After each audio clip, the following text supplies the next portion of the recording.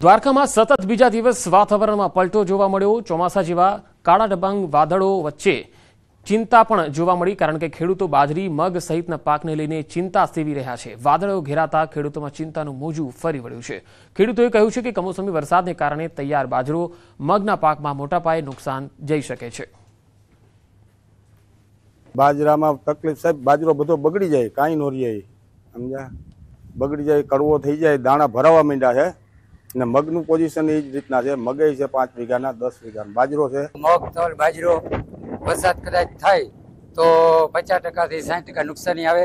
મગ છે, તલ છે, શાકભાજી છે, એમાં વરસાદ જો વધારે થાય તો નુકસાન કરશે। અમારે 70 થી 80% નુકસાની છે, બરોબર।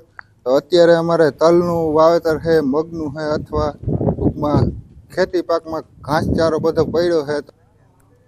હવામાન વિભાગ દ્વારા રાજ્યમાં કમોસમી વરસાદની આગાહીને પગલે વલસાડના કેરી પકવતા ખેડૂતો મુશ્કેલીમાં મુકાયા। વલસાડ જિલ્લાના મુખ્ય પાક કેરીની સિઝનની શરૂઆત થઈ છે, ત્યારે વરસાદની આગાહીને પગલે ખેડૂતોના જીવ અદ્ધર થઈ ગયા, કારણ કે કેરીના પાકમાં હવામાનમાં થોડા પણ ફેરફાર કે વરસાદ ખૂબ જ નુકસાન કરી શકે છે। છેલ્લા 5 વર્ષથી ખેડૂતોને કેરીની સિઝનમાં જ કમોસમી વરસાદના કારણે ભારે નુકસાન વેઠવું પડે છે, ત્યારે ફરીથી કમોસમી વરસાદ અને વાતાવરણમાં પલટો આવતા ખેડૂતોના જીવ તાળવે ચોંટ્યા અને મોઢામાં આવેલો કોળિયો છીનવાઈ જાય તેવી સ્થિતિ છે।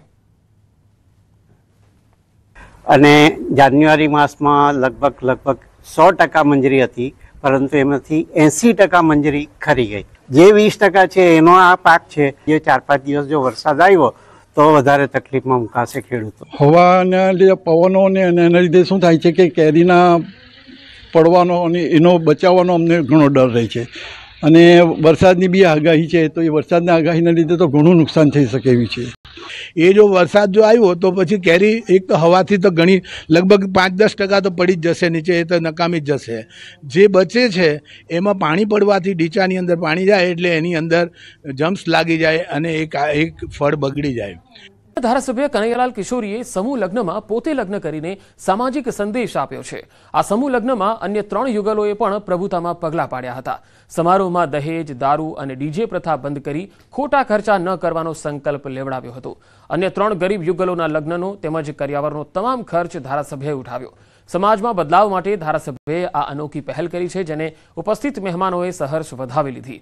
સમૂહ લગ્નમાં મુખ્યમંત્રી ભૂપેન્દ્ર પટેલ સહિત ધારાસભ્યોએ ઉપસ્થિત રહી તમામ નવયુગલ દંપતીને આશીર્વાદ અને શુભકામના આપી। બિરસા મુંડા ટ્રસ્ટ તેમજ ભીલ સમાજ પંચ દ્વારા આ સમૂહ લગ્નનું આયોજન કરાયું હતું। દાહોદ ધારાસભ્ય શ્રી કનૈયાલાલ કિશોરી સાહેબ અને બાકીના 3 જોડા એમ કુલ 4 જોડાના સમૂહ લગ્નો સંપન્ન કરવામાં આવ્યા। ધારાસભ્યશ્રી દ્વારા સમૂહ લગ્નનો તમામ ખર્ચ ઉપાડેલ। મોરબીમાં રબારી સમાજના યુવાનની હત્યાના ઘેરા પ્રત્યાઘાત પડ્યા। રબારી સમાજ દ્વારા મૌન રેલી યોજવામાં આવી। પોલીસને આવેદનપત્ર આપી હત્યા કરનાર આરોપીને સત્વરે ઝડપી કાર્યવાહીની માંગ કરાઈ। નોંધનીય છે કે 1 મેના રોજ ખાખરાડા ગામે કિશન કરોતરા નામના યુવકની હત્યા થઈ હતી, પરંતુ હત્યાનો આરોપી સાગર ડાંગર હજુ સુધી ઝડપાયો નથી। સમાજના લોકોએ રોષ ઠાલવ્યો હતો। સમગ્ર મામલે પોલીસે યોગ્ય કાર્યવાહીની ખાતરી આપી। ડીવાયએસપીએ જણાવ્યું છે કે આરોપીની ગાડી કબજે લેવાઈ ગઈ છે, આરોપીને પણ ઝડપી લેવાશે। એક આવેદનપત્ર આપેલું છે કે જે આ આરોપી છે એ ઝડપથી ઝડપ પકડાઈ જાય અને જે મરનાર છે મારો દીકરો કિશન, એના આત્માને શાંતિ મળે એવી રીતે અમે એવું પોલીસને સમજાવવા માંગી છે। આવા નફ્ફટ આરોપીઓને યોગ્ય સજા કરી અને બીજી વાર આવો કોઈ બનાવ ના બને એવી એને સજા આપો। જાહેરમાં અથવા તો બીજે ક્યાંય તમારી રીતે પણ ઝડપથી એને પકડી અને બીજો કોઈ આવો બનાવ ના બને એના માટેની વિનંતી છે।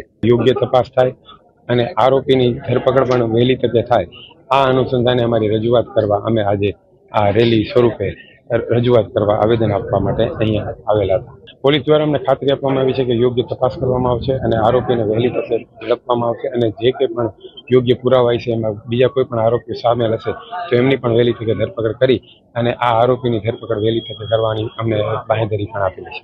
આ કામે જે આરોપી છે એ સાગર ડાંગર છે, જે મૂળ ખાખરાડા ગામનો વતની છે અને એ હાલ વાવડી ગામે રહે છે। જે આરોપીની તપાસમાં મારી 3 ટીમો લાગેલી છે અને આરોપીની તપાસ કરવા માટે તજવીજ જારી છે। દરમિયાન મૃતકના પરિવારજનોને કોઈ ગેરસમજણના લીધે એ લોકો આવેદનપત્ર આપવા આવેલા હતા, જે ગેરસમજણ દૂર કરવામાં આવે છે। ભૂવાનું સામ્રાજ્ય યથાવત છે। મકરબા વિસ્તારમાં 700 મીટરના અંતરે બીજું બ્રેકડાઉન થયું। વિજલપુર વોર્ડમાં વધુ એક ભૂવો પડ્યો। ગટર લાઇન બેસી જતા મસ્ત મોટો ભૂવો પડ્યો। કોર્પોરેશન દ્વારા રોડ વચ્ચે પડેલા ભૂવા ફરતે બેરિકેડ લગાવી દેવાયા છે। રોડ વચ્ચે પડેલા ભૂવાને કારણે વાહન ચાલકો પણ પરેશાન થયા। અમદાવાદમાં ભૂવાનું સામ્રાજ્ય યથાવત રીતે જોવા મળી રહ્યું છે। નથી વરસાદ છતાં પણ ભૂવાનું સામ્રાજ્ય યથાવત રીતે જોવા મળ્યું છે। 700 મીટરના અંતરે વધુ એક ભૂવો જે છે તે પડ્યો છે। ગઈકાલ મોડી રાત્રે આ પ્રકારનો ભૂવો જે છે તે મકરબા વિસ્તાર જે છે ત્યાં પડ્યો છે અને જે ઔડા વિસ્તાર આવેલો છે ત્યાં જોવા મળી રહ્યો છે। આ વેજલપુર વોર્ડનો વિસ્તાર છે કે જ્યાં આ પ્રકારનો ભૂવો જે છે તે જોવા મળી રહ્યો છે। જોકે ગટર લાઇન હતી, ગટર લાઇન બેસી જવાના કારણે આ પ્રકારે ભૂવો જે છે તે પડ્યો છે। સ્થાનિક લોકો પણ રાહદારીઓ પરેશાન થઈ રહ્યા છે કારણ કે સમગ્ર રોડ જે છે તે બ્લોક કરી દેવામાં આવ્યો છે। એક તરફ તમે જોઈ રહ્યા છો કે રેલવેની લાઇન જે છે તે પેરેલલ ચાલી રહી છે અને ત્યાં જ આ પ્રકારની બ્રેકડાઉન જે છે તે જોવા મળી રહ્યું છે। આ એક નહીં પરંતુ આસપાસના વિસ્તારોમાં 700 મીટરના અંતરે આ બીજું બ્રેકડાઉન છે તે પ્રકારના દ્રશ્યો જોવા મળી રહ્યા છે। સ્થાનિક લોકો પણ આ પરેશાનીનો સામનો કરી રહ્યા છે કારણ કે અહીંયા ભીડભાડવાળો વિસ્તાર છે અને ત્યાં આ પ્રકારનો ભૂવો જે છે તે પડ્યો છે। શું કહેશો, આ 700 મીટરના અંતરે બીજું બ્રેકડાઉન છે? આ કાલે રાતે અહીંયા એક જગ્યાએ ખાડો પડે, અહીંથી 700 મીટર આગળ પણ એક ખાડો પડેલો છે, ત્યાં પણ રિક્ષા અંદર ખાડામાં પડી ગઈ છે અને અહીંયા કડિયા નાકું ભરાઈ છે અને લોકોને અહીંયા ચાલવા માટે અને એક નાજક સ્કૂલ આવેલી છે ત્યાં બાળકોને લેવા મૂકવા આવે છે બધા વડીલો, તેમને પણ હાલાકીનો સામનો કરવો પડે છે। કેટલી ભીડભાડ હોય છે? રોડ રસ્તા બ્લોક કરવા પડે છે? ખાસ એવી ભીડભાડ થઈ જાય કેમ કે અહીંયા સવારે નાકું ભરાઈ છે અને સાંજે પણ અહીંયા ટ્રાફિક ખૂબ જામ થઈ જાય છે। ચોક્કસથી તો આ જે બ્રેકડાઉન થયું છે ને તેના કારણે ટ્રાફિક જામના દ્રશ્યો જે છે તે જોવા મળતા હોય છે ને પારાવાર મુશ્કેલીનો સામનો કરવો પડે છે કારણ કે સાંકડો રોડ છે, ત્યાંથી લોકોની અવરજવર પણ વધારે રહેતી હોય છે અને ત્યાં આ પ્રકારનું બ્રેકડાઉન જે છે તે લોકો માટે માથાના દુખાવા સમાન જે છે તે જોવા મળી રહ્યું છે। ત્યારે તંત્ર ક્યારે આવે છે અને તંત્ર ક્યારે આની કામગીરી પૂર્ણ કરે છે? અમદાવાદના સરખેજ વોર્ડના ભાજપના કોર્પોરેટર ભૂપેન્દ્ર ખાચર સામે આખરે ફરિયાદ નોંધાઈ છે। નિરાલી ફ્લેટના રહીશોએ ફરિયાદ નોંધાવી છે। રીડેવલપમેન્ટ અંગે સોસાયટીના રહીશોના હાથ પગ તોડવાની ધમકી આપી હતી। આ ધાક ધમકી આપવા અંગે આનંદનગર પોલીસ સ્ટેશનમાં ફરિયાદ થઈ છે। ગતરોજ રહીશોએ પોલીસ સ્ટેશન ખાતે ભારે વિરોધ દર્શાવ્યો હતો। ધાક ધમકી આપવા અંગે આનંદનગર પોલીસ સ્ટેશનમાં ફરિયાદ કરી હતી। પોલીસે ગુનો દાખલ કરીને તપાસ હાથ ધરી છે। રજૂઆતો પ્રશ્નોનું હર્ષસંઘવી ઈમેલ દ્વારા નિરાકરણ લાવ્યા। ડિજિટલ યુગમાં ઈમેલ દ્વારા હર્ષસંઘવીએ પ્રશ્નોનું નિરાકરણ કર્યું। ગૃહ, વાહન વ્યવહાર, રમતગમત વિભાગના પ્રશ્નોનું નિરાકરણ લાવ્યા। એક વર્ષમાં ઈમેલ પર 2533 પ્રશ્નો અને રજૂઆતો આવ્યા હતા। ડિજિટલ યુગમાં રાજ્યના સામાન્ય નાગરિકો તેમજ ચૂંટાયેલા પ્રતિનિધિઓને ગાંધીનગર સુધી ધક્કો ન ખાવો પડે તેની ચિંતા કરીને સમસ્યાના સમાધાન માટે તાત્કાલિક અને પારદર્શક વ્યવસ્થા ઉપલબ્ધ કરાવવા માટે રાજ્યના ગૃહ, વાહન વ્યવહાર અને રમતગમત વિભાગના રાજ્યમંત્રી હર્ષ સંઘવી ડિજિટલ માધ્યમથી પ્રશ્નોના નિરાકરણ લાવી રહ્યા છે। રાજ્યના કોઈ પણ નાગરિક કે જનપ્રતિનિધિ ગૃહ, વાહન વ્યવહાર અને રમતગમત વિભાગ સંબંધિત પ્રશ્નો અને રજૂઆતો માટે ગાંધીનગર ઓફિસ સુધી જવું ન પડે તે માટે ઈમેલ દ્વારા પોતાની સમસ્યાનું નિરાકરણ મેળવી શકે। એ અનુસંધાનમાં ઈમેલ પર આવેલી ફરિયાદો અને રજૂઆતોને ત્વરિત નિરાકરણ ઉપર ખાસ ભાર મૂક્યો છે। નોઈડામાં રહેતી પાકિસ્તાની નાગરિક સીમા હૈદર પર હુમલો કરનાર સુરેન્દ્રનગરના યુવકની પોલીસે તપાસ હાથ ધરી છે। સુરેન્દ્રનગર એ ડિવિઝન પોલીસે હુમલો કરનાર યુવક તેજસ જાનીના ઘરની તપાસ કરી। ઓમનગર વિસ્તારમાં રહે છે આરોપી તેજસ જાની। તપાસ દરમિયાન આરોપીના મકાનમાં તાળું મારેલું જોવા મળ્યું। આસપાસના લોકોને પૂછપરછ કરતા મકાન છેલ્લા 3-4 દિવસથી બંધ હોવાનું જણાવવામાં આવ્યું। હુમલો કરનાર યુવક માતા પિતાના મૃત્યુ બાદ ઘણા વર્ષોથી ઘરે એકલો જ રહેતો હોવાનું પણ સામે આવ્યું। આસપાસના લોકોએ યુવક તેજસ જાની માનસિક રીતે અસ્થિર હોવાનું પણ જણાવ્યું હતું।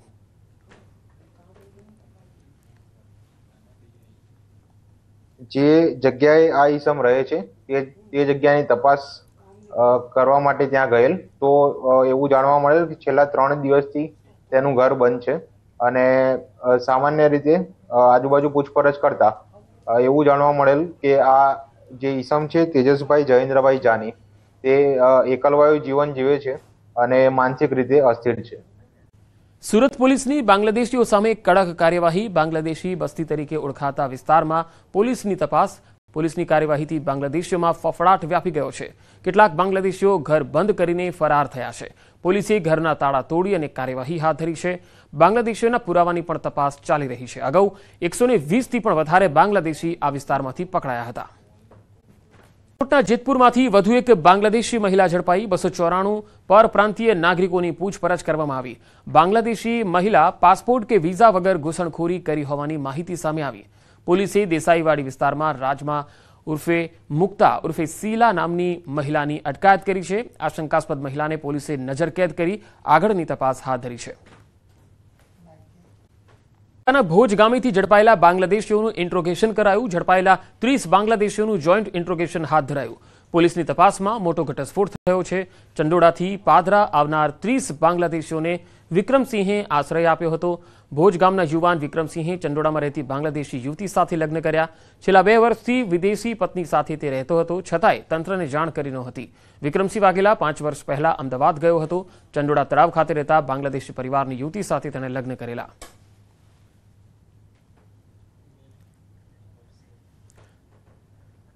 તો વડોદરા શહેરમાંથી અત્યાર સુધી 18 બાંગ્લાદેશી નાગરિકો મળી આવ્યા છે। બોર્ડર ક્રોસ કરી ભારતમાં ઘૂસતા બાંગ્લાદેશીઓના આધાર કાર્ડ કલકત્તામાં બનતા હોવાનો ખુલાસો થયો છે। પકડાયેલ 12 બાંગ્લાદેશી મહિલાઓમાંથી 3 દેહ વ્યાપાર કરતી હતી। એક પણ બાંગ્લાદેશી પાસેથી 1500થી વધુ રોકડ મળી નથી। કેટલાક 2 વર્ષથી તો કેટલાક 12 વર્ષથી વડોદરામાં રહેતા હતા। બાંગ્લાદેશી મજૂરો ઓછા પૈસે કામ કરતા હોવાથી તેમની ડિમાન્ડ વધારે છે। પોલીસથી બચવા કાયમી વસવાટને બદલે સતત શહેર બદલતા રહે છે। આતંકી હુમલા બાદ ગુજરાતની આંતરરાજ્ય બોર્ડર તેમજ યાત્રાધામોમાં પોલીસ સતર્ક થઈ છે। ત્યારે શક્તિપીઠ અંબાજી પાસે આવેલી રાજસ્થાન બોર્ડર પર પોલીસે વાહન ચાલકોનું ચેકિંગ હાથ ધર્યું। રાજસ્થાનમાંથી કોઈ અસામાજિક તત્વો કોઈપણ જાતના હથિયારો કે નશીલા પદાર્થો લઈ ગુજરાતમાં પગપેસારો ન કરે તે માટે ગુજરાત સરહદ પર આવેલી છાપરી ચેકપોસ્ટ પર પોલીસે ચેકિંગ હાથ ધર્યું। પોલીસના જણાવ્યા મુજબ અત્યાર સુધી કોઈપણ ગેરકાનૂની ચીજવસ્તુ કે શંકાસ્પદ વ્યક્તિ મળી આવેલ નથી। જે રાજસ્થાનમાંથી ગેરકાયદેસર રીતે બીજી કોઈ પ્રોહિબિટેડ ચીજ વસ્તુઓ આવી રહી છે કે નહીં એ બાબતે આ સઘન ચેકિંગ હાથ કરવામાં આવ્યું છે। જમ્મુ કાશ્મીરના પહલગામમાં આતંકી હુમલા બાદ ભારત સતત પાકિસ્તાન પર દબાણ વધારી રહ્યું છે। બંને દેશોની સેનાઓ સામસામે છે। ભારત સરકારે પોતાની સેનાને સંપૂર્ણ છૂટ આપી છે અને આ સાથે અન્ય મોરચાઓ પર પણ પગલાં લેવામાં આવી રહ્યા છે। આ જ ક્રમમાં ભારતે ચિનાબ નદી પરનું ડેમ બંધ કરી દીધો છે। ભારત સરકારે સિંધુ જળ સંધિ તોડ્યા પછી લગભગ 10 દિવસમાં આ પગલું લીધું છે। આ પગલાથી પાકિસ્તાનના પંજાબ પ્રાંતને ચિનાબ નદીમાંથી મળતા પાણીમાં ભારે કમી આવી શકે છે। ભારતે ચિનાબ પર બનેલા બગલીહાર ડેમના દરવાજા બંધ કર્યા છે। આ કારણે પાકિસ્તાન તરફ જતા ચિનાબના પાણીમાં ભારે કમી આવી છે। पहलगाम में आतंकवादियों द्वारा जो कायराना हरकत की गई उसके बाद प्रधानमंत्री नरेंद्र मोदी द्वारा जो सिंधु जल समझौते को रद्द कर दिया है और कहीं ना कहीं वो जमीनी सतह पर दिख रहा है। अब ठीक तस्वीरों में देख सकते हैं कि चनाब दरिया का जो जल स्तर है काफी कम हो चुका है। अब ठीक तस्वीरों में देख सकते हैं कि अभी की बात करें तो अभी का जो वाटर लेवल है काफी लो हो गया है। और कुछ दिन पहले की बात करें तो जिस तरह से पहाड़ों में बारिश लगातार जारी थी उसके चलते जो चनाब दरिया का जल स्तर है वो बढ़ चुका था। बट अभी की बात करें तो जल स्तर काफी घट चुका है। और ठीक आप तस्वीरों में देख सकते हैं वो मेरे सामने बोट लगी हुई है। इस पे बैठ के जो टूरिस्ट यहाँ अखनूर में आते थे वो चनाब नदी का लुत्फ लेते थे। बट पानी कम होने के कारण कहीं ना कहीं जो बोट हैं अब किनारे पे खड़ी नजर आ रही हैं। एक बार फिर मैं आपको बताते चलूं कि जो चनाब नदी का है जल स्तर बिल्कुल कम हो गया है।